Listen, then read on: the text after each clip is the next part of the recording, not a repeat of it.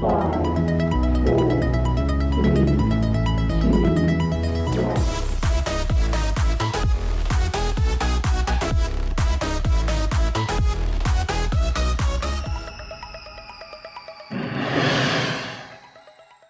Hello, everybody. Welcome back to a special edition of Coach's Corner as we are in flux and traveling to the ASCA convention. Here with me today on the Coach's Corner, I am so pleased to have Emily Melina. We have worked hard to get her on the program over the past few weeks, and so thrilled to have this coach here with us. A coach who plays many different roles within her own team, within the LSC that she's a part of, and within USA Swimming. Emily, it has been a busy couple of weeks. I want to jump right in to talk about a lot of the action and a lot of the planning and a lot of the strategy that's going behind some of these proposals within USA Swimming, especially from the coach development side of things. Talk to me generally first about why it's important to you to play a role in USA Swimming governance and why it's important for young coaches to understand that they have a role to play. Yeah, I mean, I have been involved now for a couple of years, and I think probably got involved like a lot of people do, where someone asks you and you're like, oh, okay, I'll do it.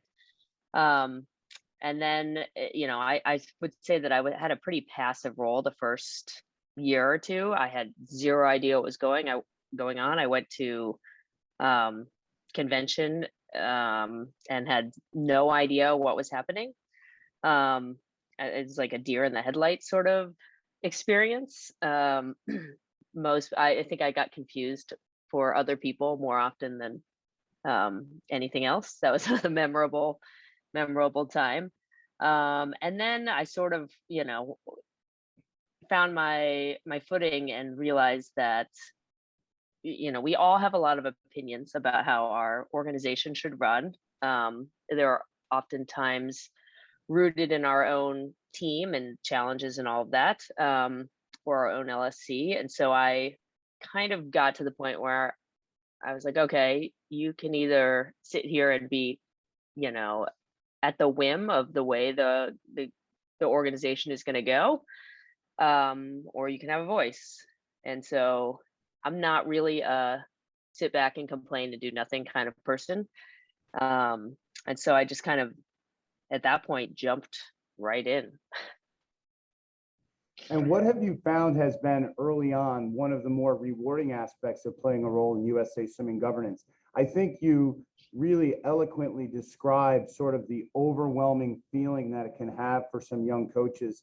But as you mentioned, you kind of found your niche, and now you are plugging away at some important things that are happening. So how did you find that passion?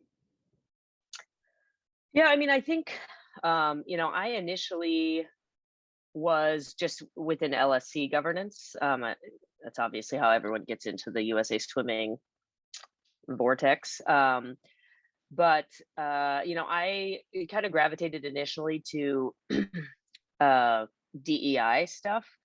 And so I was involved in that at the LSC level. It was pretty easy to get involved at the USA Swimming level. And it was easy, at least for me, to see a path of which to head. You know, I found that I'm now on I'm on the club development committee. It's much harder to see a path, I think. You know, the goals for DEI were not easy to achieve, but easy to see what we were working for. And I think that for me, that was a natural, you know, I'm personally invested in a diverse and inclusive sport. And so that was kind of this easy gateway into kind of getting involved in governance. And once you know, get into the meat of things, you realize that everything's connected, and, you know, no committee is just out on its own, and everyone is having to work with everyone else. You can kind of find and navigate your way with, you know, things that interest you. And that's kind of what keeps it, you know, fresh, is that you don't necessarily need to pigeonhole yourself in one area that, you're passionate about, because it really does touch everything else. There is no, we're on an island and we don't care what anyone else does. It's kind of the beauty of our sport, but there is no one way to do it. I like how you touched on DEI, and it's an initiative that so many coaches are very passionate about, but also maybe be a little bit confused about how they can help, how they can contribute. What's your advice to those coaches on contributing to diversity, equity, and inclusion? Yeah, I mean, I think, there are a ton of resources out there that I think are fairly easy to access, and there are a lot of people who are passionate about it, but it's more making the initial step towards finding that information. All the times I was on the committee, we would, do talks. There were always talks at convention. I believe there's some talks at ASCA this year. It's just a matter of making the choice to go to those. And, when I was on the DEI committee, really tried to push to have those meetings be something where they weren't in conflict, where all the head coaches also wanted to go to, the talk about time standards, or something where, we all want to go to, and we feel like our job is inherently dependent on. I think it was a big push to try to get the DEI talks to be up against things that weren't necessarily going to be in conflict for people to have to choose. And so I think that has become easier. And I think that, we just need to encourage coaches to choose to take those opportunities. It could be as simple as going to those talks, right? And then sharing with your team, sharing with your staff what you learned. I think the biggest positive thing that I've seen lately is that there are many more coaches who are getting involved and want to play an active role in it. But as I mentioned, they're just unsure how to initially take that step and support it. So supporting those talks, I think, as you mentioned, is incredibly important. As you look, Emily, at the last year and a half, where do we have to go to continue to promote DEI from where we are right now? Not just as an NGB, but in our own communities and at our own clubs. Yeah, I mean, I think we actually have a pretty good opportunity. I think every club gets kind of a reboot after this past 18 months. And we are fortunate that our numbers are actually higher than they ever have been. But I know that's not always the case with a lot of clubs, just because they lost, enormous access to water. They weren't providing services. And I think that this is, I've heard, although I haven't seen the numbers, that, retention in the 12 and unders, is struggling. I think it is an opportunity to engage a lot of your community. And, it can be, I think that there's this belief that DEI, efforts do not benefit your club financially. And that's, categorically untrue. Like, yes, there is outreach. That's a piece of DEI. But, if we're looking at growing our membership, there's huge portions of the community that we don't, that we're not, I think, accessing as well as we could. And there are resources and people in USA Swimming and club leaders who are doing a really good job finding resources and money to help grow their teams in a way that is supporting the community in a diverse fashion. Emily, so much has been made in the last decade over coaches using analytics in every sport, but now with our club portal system in USA Swimming, we have a lot more access to be able to use analytics to our advantage, not only from a performance standpoint, but also from a business growth standpoint, tracking the diversity of our team. What's your advice to coaches to help keep an eye on those things? I think the biggest thing, and the thing we struggled with when I was on the committee, is getting an accurate assessment. And it sounds so simple, but getting your members to check the boxes on their registration is huge. It seems like such a small thing, and I know that there is a fear about identifying yourself, you know, but it is used for a lot of productive metrics. And I think just educating your members as they're signing up that there is a benefit um, to getting that data, long term and short term. It's probably the biggest thing because, yeah, you can have all the metrics, but if only 40% of your member base is filling it out, it's not going to be that accurate. Sure. And how can we as coaches and leaders of our club communities, how can we communicate to our staff, our athletes, and our parent base about the importance and the significance of DEI? I mean, I think that there's a million ways to make a welcoming community. Um, you know, we have tried to make membership into, say, your volunteers, your officials, trying to make your volunteers and officials reflect what your community looks like. The coaching staff, trying to have a diverse coaching staff. Representation matters, and I think that that's like the first. I don't want to say easy, but it is an easy way to create an environment where people say, "Oh, that person looks like me," and that goes all the way to, "Oh, I'm trying to get officials, and I can make the official pool of my team look very diverse." Then everyone feels like they could be an official, and I think that that's kind of the first step. One of the phrases that you said there really resonated with me, and I know it's going to resonate with a lot of folks listening to this. And it's something that my good friend Mitch Dalton says all the time when we're looking at committees and we're looking to push initiatives forward at ASCA, is that representation matters. Talk a little bit about that and why that's so important. It seems like a simple idea, but I think it has some layers to it. Yeah, I mean, I think that, at the basic level, we see it with the athletes, and we don't have enough of them, but we're growing.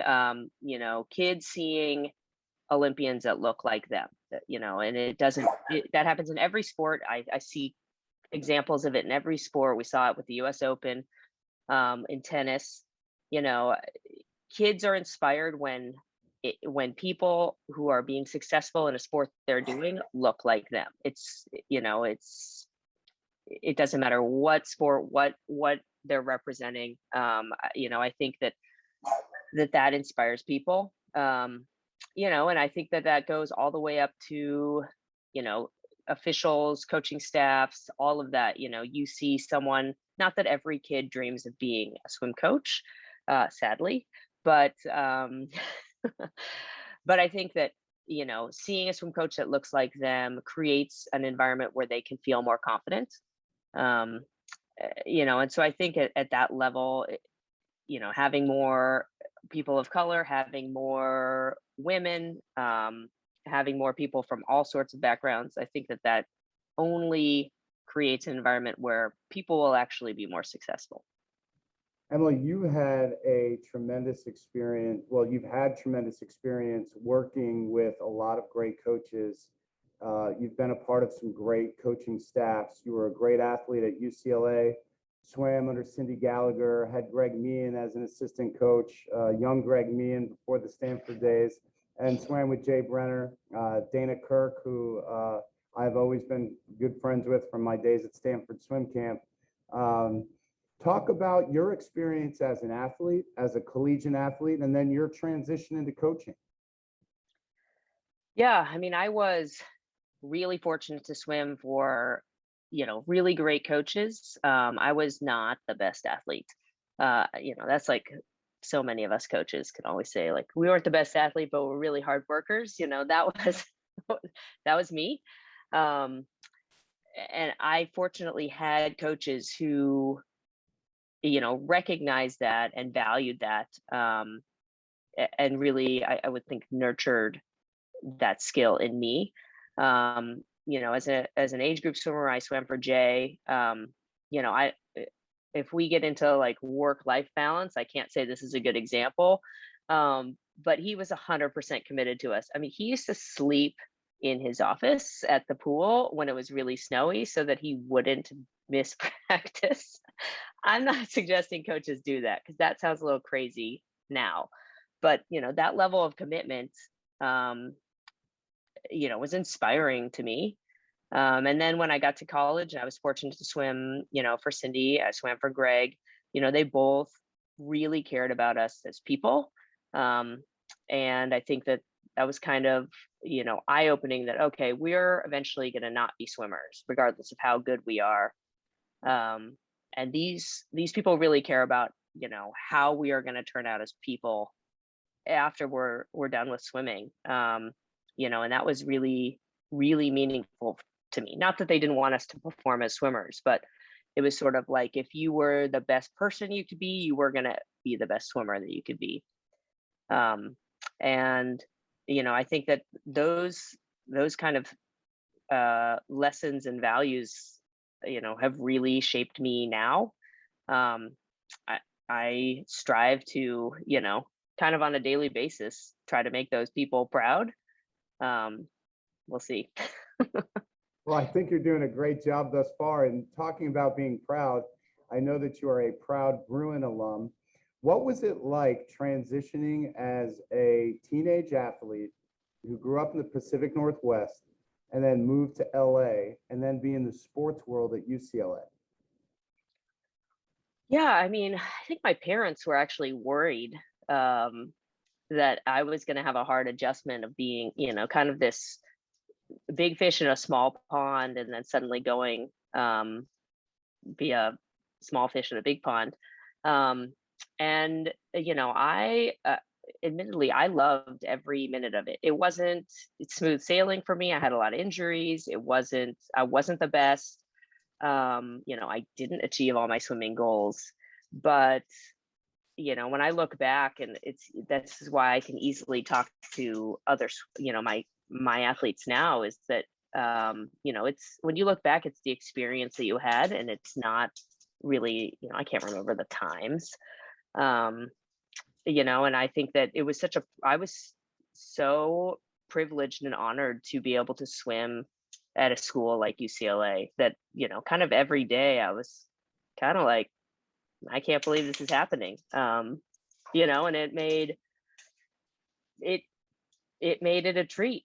I can't really say anything else. I felt like I had such an opportunity swimming for those coaches and swimming representing that school. There were Olympians all around me. I mean, does it get any better than that? I don't think so. It's pretty awesome. And I can appreciate, because I'm probably the biggest one, the little bit of swim nerd that I saw come out of you just now. Like, you got to be around Olympians. Like, that's me. Like, I feel that. And even being a part of the ASCA board, and getting to talk to some of these guys every day, and these amazing women coaches, and just being around these people, sometimes I have to pinch myself. So I know that feeling. What is the advice that you give, Emily, to your athletes when they depart your program for collegiate swimming? I mean, I just want them to have a positive experience, and take advantage of every opportunity they have. They have 4 years to be a collegiate swimmer for the most part. I know that the kids are getting 5 or 6 now, but for the most part, you get 4 years, and then your swimming career is probably going to be over for most of them. So make the most of it, because it is this short period of time, and I would give a lot to be able to redo it. Not with the age I am now, but it's such an opportunity, and you never get that experience again. And even coaching and being on a coaching staff and all of that, it's not the same as being an athlete and representing your school. And I think really living it up and really going all in, I think that there is nothing to regret about that. This year, so much has been talked about how coaches and athletes and teams weathered the pandemic. And, it's almost cliche to talk about now, but now I think we're transitioning to a point, hopefully, where, we're learning to mitigate some of this virus and we're doing the best we can with vaccinations and moving forward. What are some of the things that you've learned throughout the last year as we've gone through this? Oh, I mean, prepare for everything and then expect to throw everything out the window. I think that that's the biggest thing, is that I did so much planning, and it was totally irrelevant, but there was value in planning. Um, and I think, for me as a coach, I've kind of learned that it doesn't need to look the way I think it needs to look. That we were at the whim of so many things, and there was nothing to do about it. We had a million natural disasters to handle here in Oregon, and before I would have been upset if we were out one day, due to a facility, chlorine issue or something. And now I was sort of like, oh, smoke, like nothing really fazed me anymore. And we didn't need to stick to some hard plan where everything looked exactly the way I felt it needed to look to be successful. I think that, coaches can be really rigid, because there's sort of this belief that the more organized you are, the better it is. And I think that is, to a degree, we have to be very organized. But I think for me, it was really eye-opening to be forced to be flexible and be forced to be more easygoing, I guess, and know that that didn't compromise things. Sure. One of the things that I can appreciate from afar when I watch your program and the performance of some of your athletes over the last few years is that you guys race incredibly well against some pretty big name teams in your area. What are some of the things that you tell your athletes about competing at a high level, coming out of a club that has a rich history like you do, but racing against some big time clubs in your area?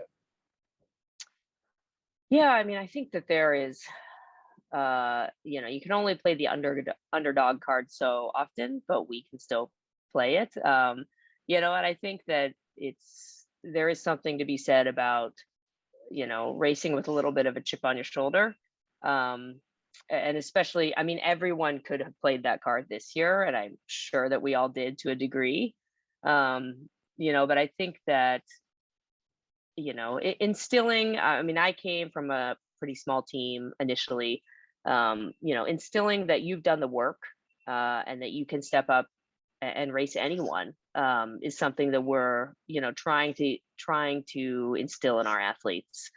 That's not to say they won't be intimidated if they were to step up next to, Nathan Adrian or something. But to be confident in what you have done for yourself and to, be fearless.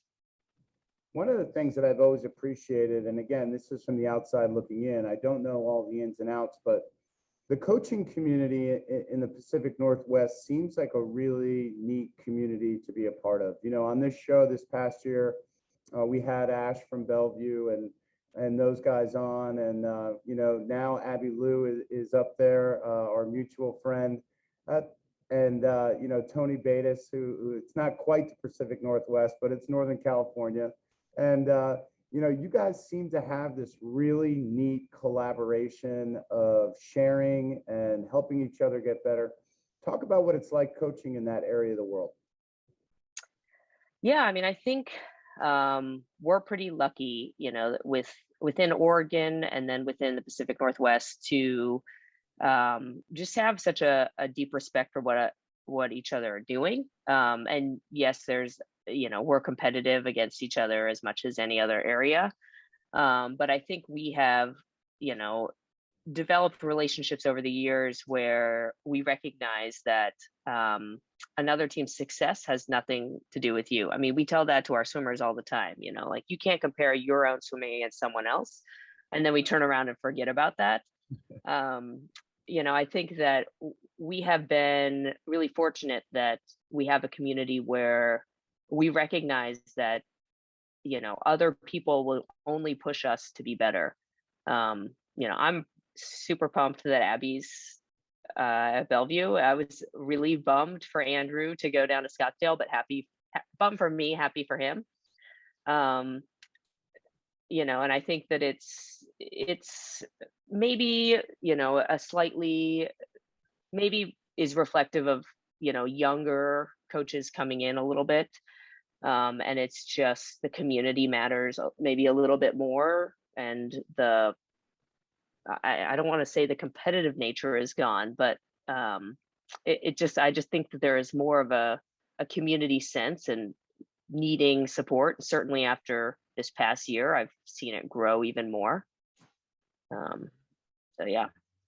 It's really neat, and you can so appreciate it. And if you've been coaching for a long time and you know how certain dynamics work, you appreciate that atmosphere even more. We're here in Western New York in an area where within 9 miles of me, there are 15, 20 clubs. So, sometimes it feels like we can get a little too competitive, and then other times we're super happy to collaborate. But I've always appreciated that aspect of the Pac Northwest. Emily, when we look at the future of collegiate swimming and now with the ISL, what are some things that pique your interest about the direction of international swimming, the ability to continue a swimming career maybe beyond college, and the direction of college swimming with a lot of the changes in the NIL process now? Give me your thoughts on that. I mean, I think that the opportunity that athletes have to extend their career several years is awesome.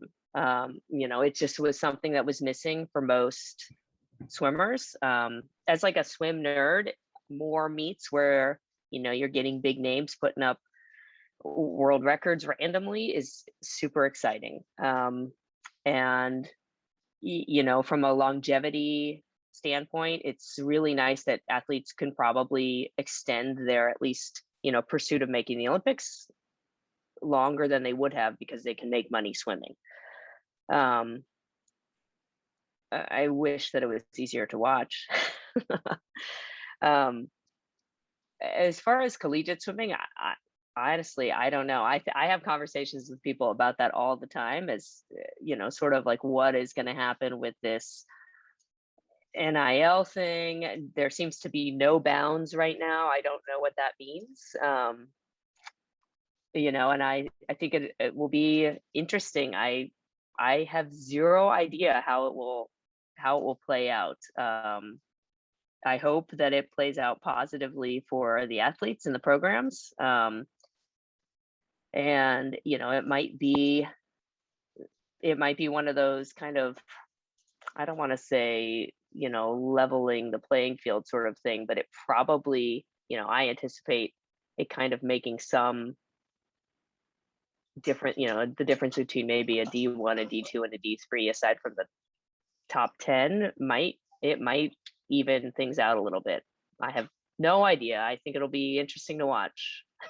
Much has been made in the last year and a half about a little bit of a power shift in college swimming from West Coast over here to the East Coast now, especially with the women. And of course, I'm a little biased towards NC State, but NC State and Virginia and, Stanford and Cal and some of that. What do you West Coasters think about this?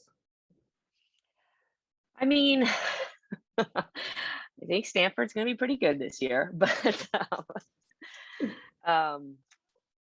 I think it's good. I mean, I think we have seen this before. It was just sort of this West Coast domination for this period, but the pendulum always swings.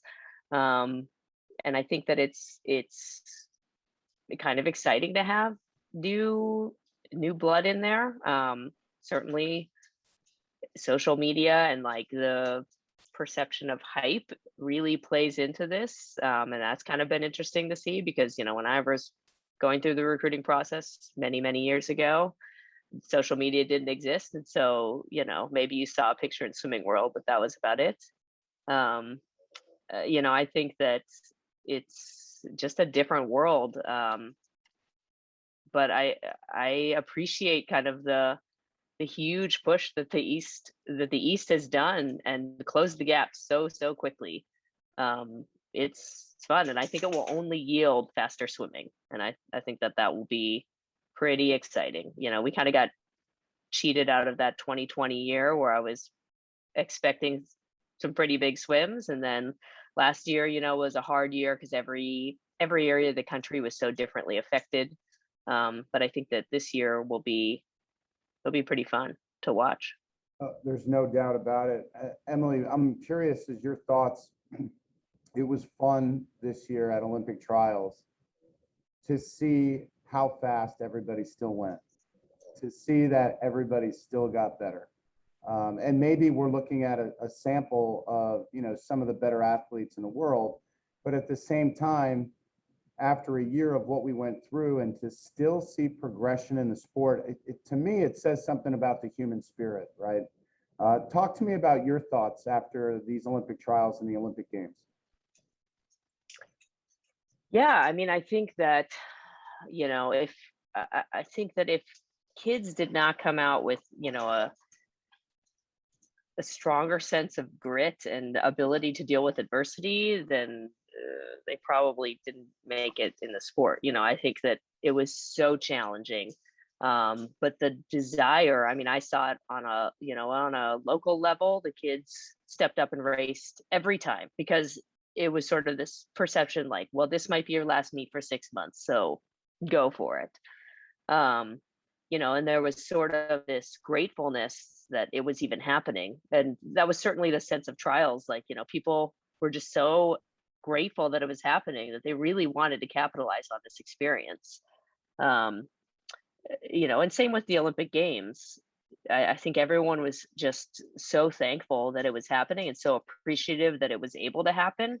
That there was kind of this, I don't want to say superhuman, but I think that people rise to the challenge, and that lack of ideal training circumstances is less impactful than, a desire to be excellent.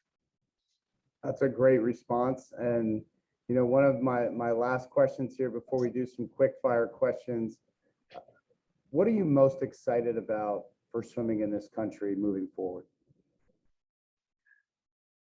I mean, it's probably the same that I'm always excited about. There's always new people coming into the sport. The sport is constantly changing.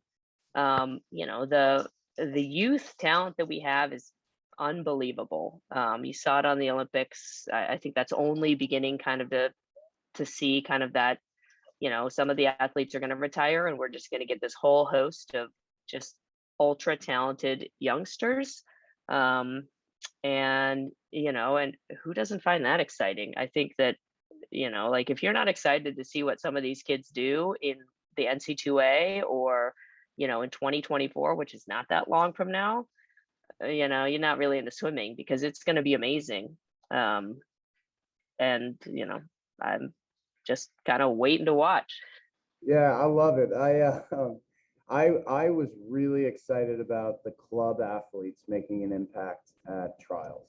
That to me it was, I don't want to use the word validation, but it's sort of like made me feel really good about what our colleagues are doing, right? When you see this explosion, and we had Ron Aiken on before trials. We had him on in the fall before trials. And you could just tell in his voice, he was super excited. Like he knew, that to me is like so rewarding that we get to play a role in this, right? Even if we never had a kid make the team, our athletes who compete at these meets, we get to contribute to American swimming. And to me, that was the most exciting thing. All right. So UCLA beat Hawaii their first week. Okay. Big win over LSU. Big win. All right, you're going to have Fresno State and then Stanford. Are you texting Greg about the Stanford game already? No, I'm not much of a trash talker until until the third quarter. We'll wait to I, see I've what the been score is. I've been burned before by UCLA football, so I'm not gonna count my chickens before they hatch. But I will say that I have an athlete who's at LSU right now, and I may or may have not rubbed that win in her face a little bit. I actually did. My athlete there graduated last year. She just graduated. She swam there 4 years, and I certainly texted and said, "How about that?"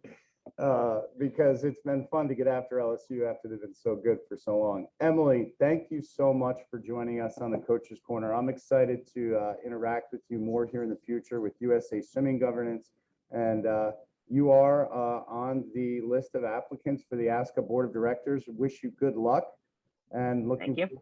forward to seeing your ideas. Sounds great. Thanks for having me.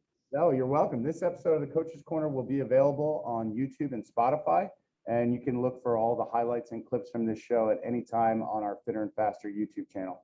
Emily Melina, thank you so much. Thanks.